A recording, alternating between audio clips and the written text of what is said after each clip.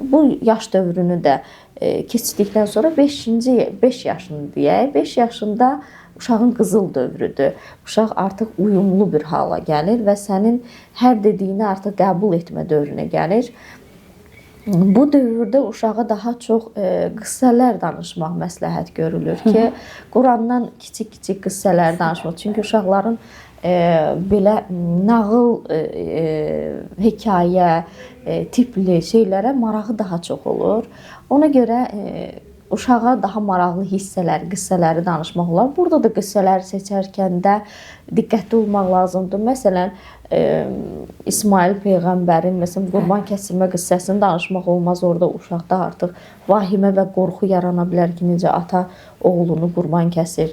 Bunun üçün də dediyim kimi qıssələr seçərkən də uşağın yaş dövrünü nəzərə almaq, ona daha müsbət şeylər aşılaya biləcək qıssələri danışmaq daha uyğundur. 6 yaş dövrü nə gəlsə, 6 yaş dövrü məktəb dövrüdür artıq, məktəbə gedən dövrüdür və bu dövrdə əslində uşaq üçün biraz daha yüklənmiş və gününün çoxunun dolu olduğu gündür ki, yorğun olur, ona artıq çox da yükləmək olmur.